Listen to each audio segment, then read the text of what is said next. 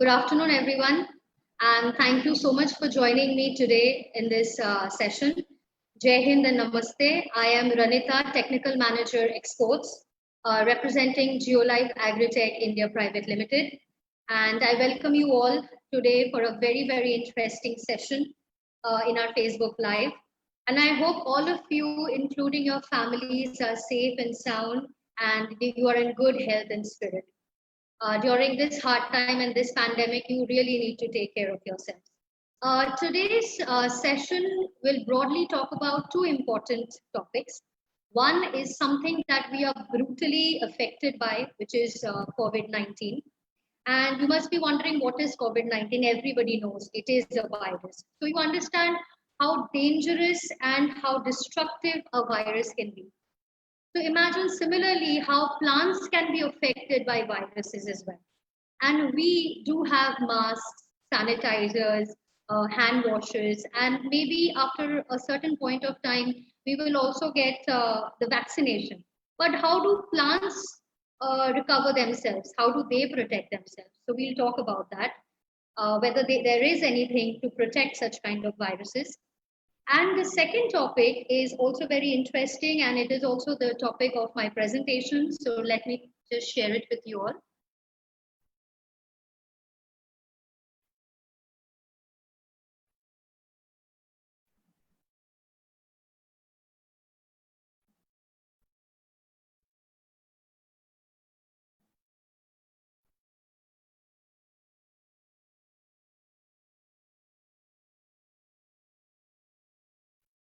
Okay, so I hope you are all being able to see my screen. The topic of my discussion today is rare Indian plant extracts for control of plant viruses. Now, the topic also has a meaning. We say rare, that is because these plants have been discovered but have not been discovered to its full potential. And they are rare because they are not found everywhere. So there is like these plants are found in certain climatic conditions, in certain soil conditions. Indian, we call it Indian because they are indigenous to India, and most of all, which means that either they are found only in our country in India or they have originated from the Indian subcontinent.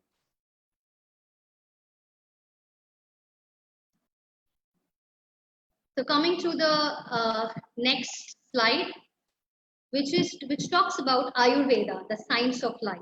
Now we all know what Ayurveda means. Ayur means life, and Veda means knowledge. And the origin of Ayurveda, which is the ancient science that India is proud of, it dates back to around 6000 BC. In our Indian agriculture, we follow Ayurvedic practices or Ayurvedic herbs. We use them in our daily routine, knowing and unknowingly. For example, you use tulsi leaves during worshipping idols. In marriages, it's considered holy. You also use curcumin in cooking, like which we call turmeric. You also use ashwagandha, and these are all Ayurvedic herbs that we, in our daily routine, we practice them, we have them, and that's how our Indian culture has grown. And thirdly, with the help of Ayurveda, it is found that many chronic illnesses are being treated well. Now, what exactly does this mean? It means that we are heavily dependent on pills and tablets, which gives us temporary relief. We do not want like a permanent relief, or we don't look for a permanent solution. So what happens is the disease or the illness remains, but we are just temporarily relieved and we are happy with that. But what happens with Ayurveda? The treatment might take a long time, but it cures the illness from the roots. So that's why we always recommend herbal medicines, and now Patanjali is growing. It's all because of that, because we are going back to our own roots. Coming to the next slide, it's quite interesting. It's called Ayurvedic farming, a relation between Ayurveda and farming. So India is always known and predominantly as an agrarian society. And even before farmers started using chemical pesticides and fungicides and fertilizers, they dealt with these problems with natural ingredients using traditional methods. They used to sing songs, They used to use natural ingredients that are produced from plants, from the barks, from the leaves, and still they were doing well in the farming. Now the earth, what has happened, has been subjected to lots of artificial fertilizers, pesticides, and fungicides. And what has happened due to this? The soil has lost its life force. It has lost its pran shakti.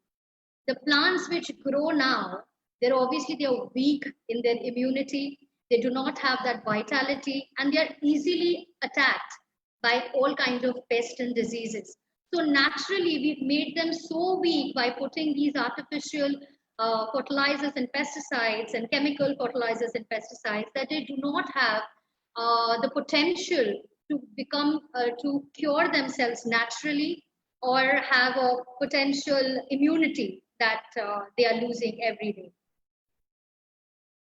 Coming to Ayurvedic plants, now you all know that Ayurvedic science is made up of 90% plants.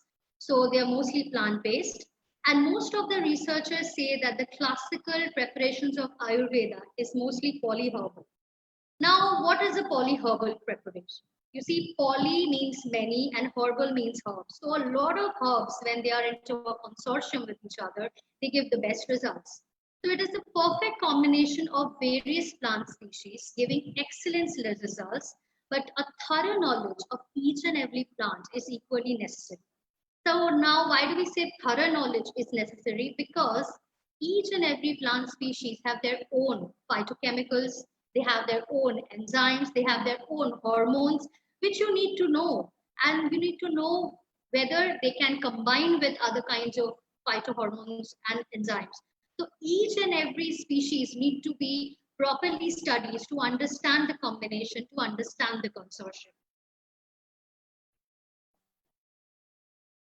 Now coming to some of the unique plant species. So based on this, our company, Geolite, has researched a lot. They have chosen these 9 plants from the science of Ayurveda, and they've come to know that they have the perfect combination or the perfect polyherbal combination with each other. So that's why we have chosen these 9 plants. So what are they? The sacred basil or basil, whatever you call it, or the common name is Tulsi, Ricinus communis, or what we call as the castor plant, Embilla rives, which is the false black pepper, Bohunia racemosa, which is the beery leaf tree, Evolvulus alsinoides, which is the dwarf morning glory, Acranthus aspera, also called it safflower, Bacilla rubra, which is the very common Indian spinach, Azadirachta indica, which is neem, which we all know about, the neem tree, and Curcuma longa, which is turmeric or haldi, that we call it. So, going to it again, the sacred basil, Ricinus communis, Embilla rives, Bohunia racemosa, Evolvulus alsinoides, Acaranthus aspera, Bacilla rubra, Azadirachta indica, and Curcuma longa. Now coming to the first topic is the sacred basil. Ocimum tuniflorium, or also synonym is called Ocimum sanctum, is commonly known as Tulsi, and it's native to the Indian subcontinent. Now traditionally we all have this Tulsi plant potted in front of our Indian household. We definitely say it's because it restricts the negativity just a second. It restricts the negativity or any bad omen. But scientifically, it is proven that it's beneficial because it acts as an insect repellent and it purifies the air from any germs. So any air that is entering from outside to your home is fresh because these plants have the capacity to stop any germs that is there in the air. Now, you must be wondering why I'm talking about these plants in reference to plant viruses. Because these plants have antiviral properties. Now, what is this antiviral property? Well, the holy basil contains hundreds of phytochemicals, which modern research has revealed has antibacterial, antiviral, and antifungal activity. So all these phytochemicals lead to their antiviral activity. Coming to the second plant is Ricinus communis. We also call it castor bean or castor oil plant. mostly indigenous to India, also found in the Mediterranean basin. The relevance of its antiviral property is that it was reported for the very first time that the biosynthesis of nanoparticles that is derived from Ricinus communis aqueous extracts, they showed great antiviral activity against Coxsackie virus B3, which generally affects the human bone marrow. So it was found that this had some effect, some antiviral effect for treating Coxsackie virus B3. Coming to the third plant, the Embellia rice, one of the most powerful antiparasitic herbs of Ayurveda, widely distributed across India. And the relevance of antiviral properties of this herb is that the ethyl acetate extract of the fruits of Embellia rice, they've shown highest antiviral activity. And mostly its major constituent or what we call the active ingredient, embellin, was further isolated and it was successfully tested against the influenza virus in the lab. So even they showed a successful antiviral activity against human influenza virus. Then we come to Bacilla rubra, also known as the Indian spinach. I don't need to describe more about it because everybody knows. And the relevance of the antiviral property is that the rhizome inactivating proteins, also we call it the RIPs, they have been isolated from the seeds of Bacilla rubra and they have been tested for its antiviral activity. And it was proved that it had a hand in inhibiting the infection in tobacco by AMCV virus. Now, AMCV, which is called the artichoke mottle crinkle virus, is one of the deadliest viruses in tobacco. So this ribosome inactivating proteins could stop and inhibit the infection in tobacco.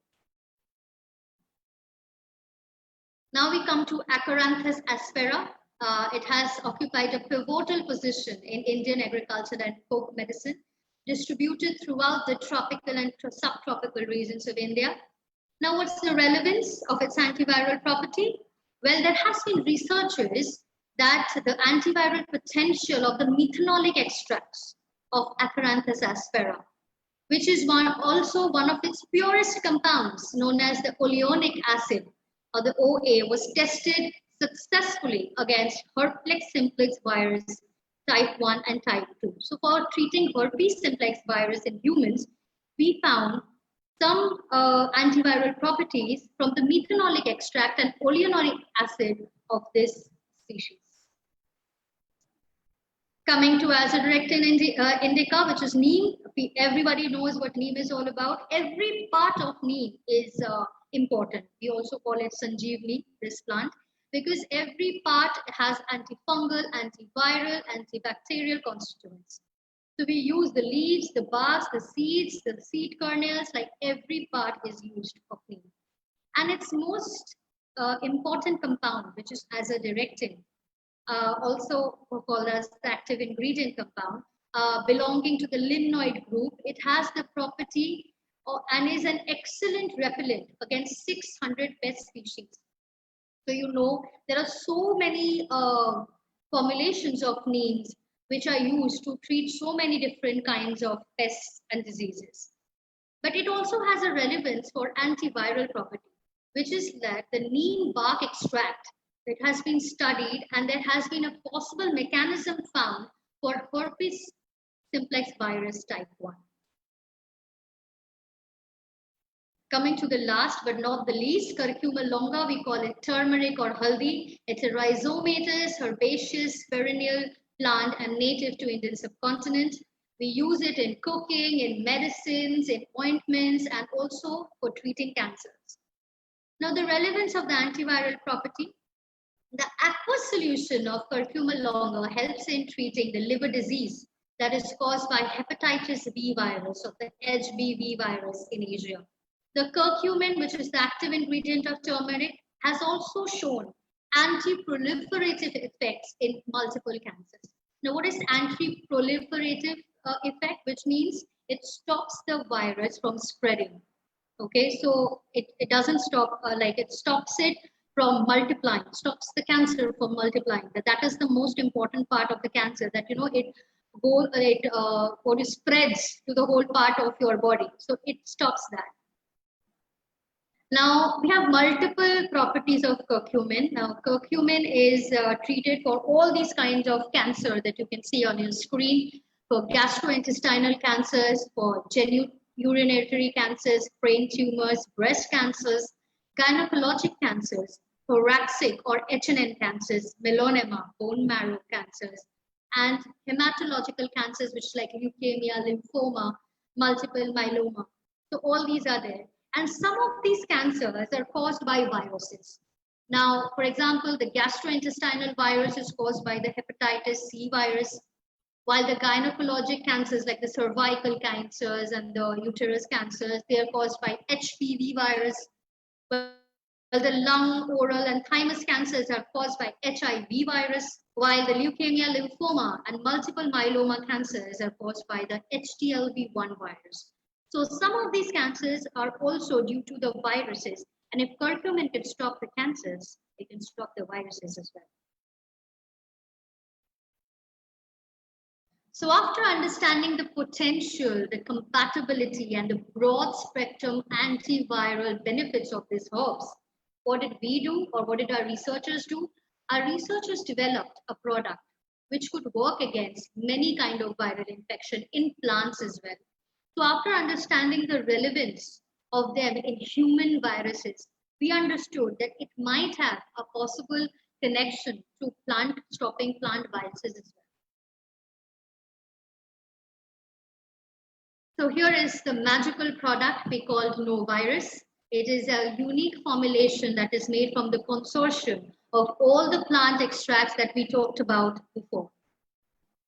NoVirus is a broad spectrum. Why we call it broad spectrum? Because it does not cater only one kind of viruses, but many kinds of viruses. So it's broad spectrum.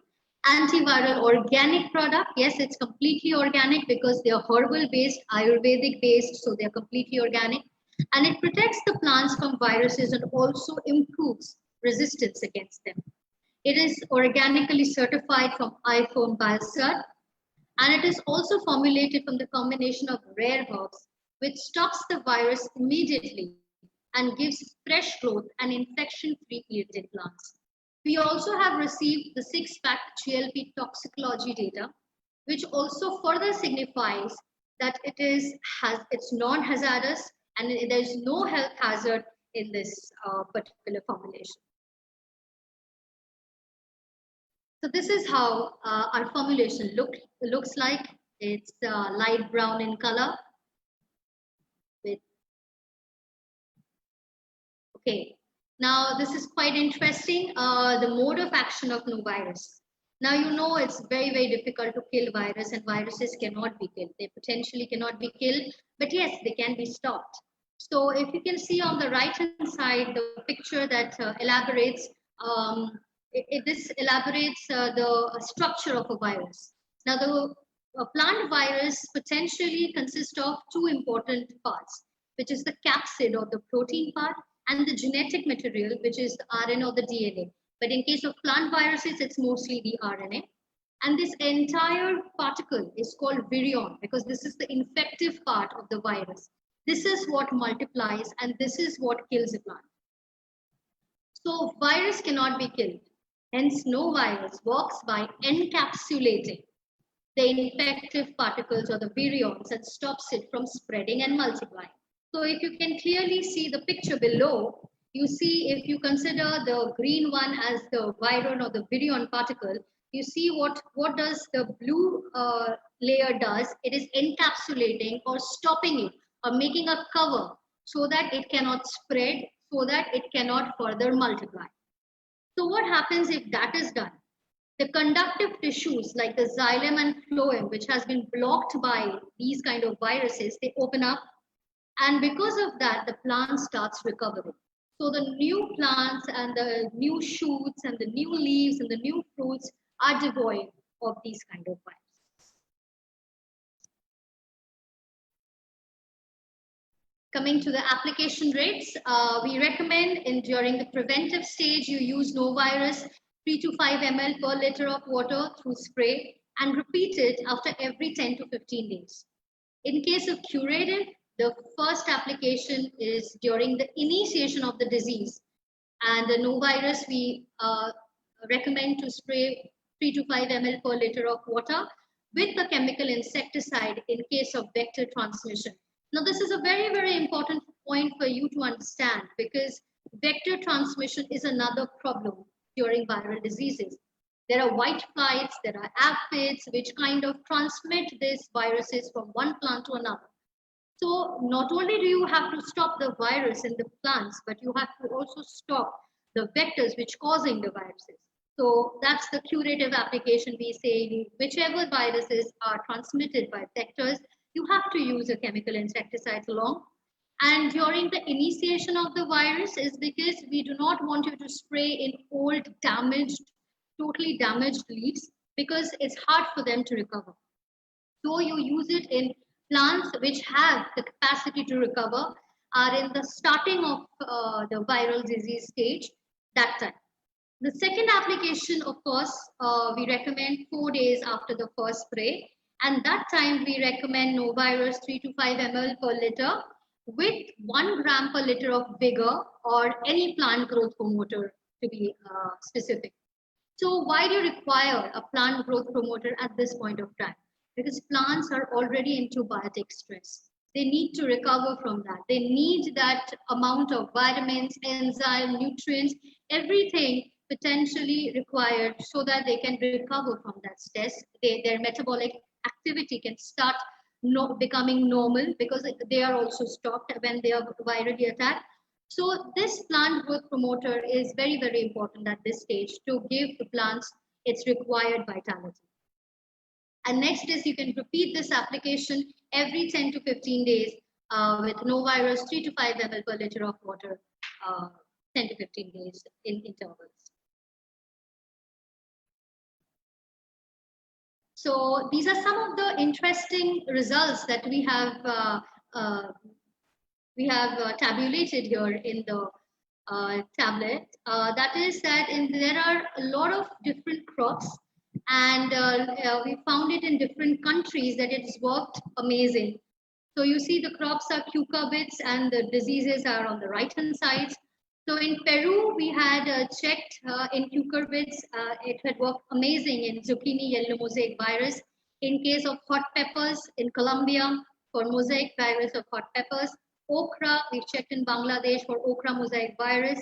Papaya, Indonesia, papaya mosaic virus. Cucumber also in Indonesia, cucumber mosaic virus. And tomato, we've checked in China, Spain, and Jordan, where we've checked on tomato mosaic virus, tomato yellow leaf fill virus, and New Delhi virus, and tomato brown rugose fruit virus. So these are the diseases that it has given the best results on.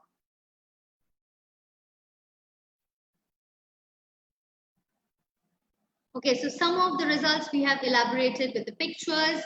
Here is for in Colombia, if you see, this is the untreated hot peppers and this is the treated hot peppers.